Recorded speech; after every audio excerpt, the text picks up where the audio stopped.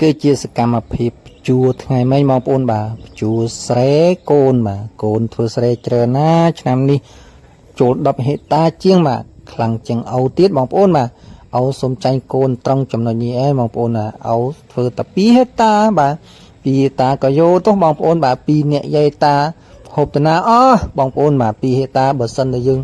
ធ្វើទៅវាកើតណាបងប្អូនបាទត្រាក់តួនេះក៏ជាត្រាក់តួរបស់ប្អូនដែរបងប្អូនបាទប្អូនគេរលុយទិញបានត្រាក់ទ័រអីទៅយើងអ្នកអត់ចឹងគឺបាទជួលត្រាក់ទ័រប្អូនទៅបងប្អូនបាទជួលដើម្បីឲ្យព្យួរដូចតាគីដូចតាឯងណាបងប្អូនបាទ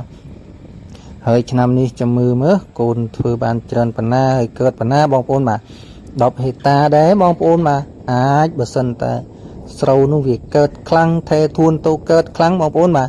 គឺអាចបានច្រើនបាទធ្វើស្រែច្រើនហើយក៏ឈើក៏មិនទាន់កាត់អស់ទេ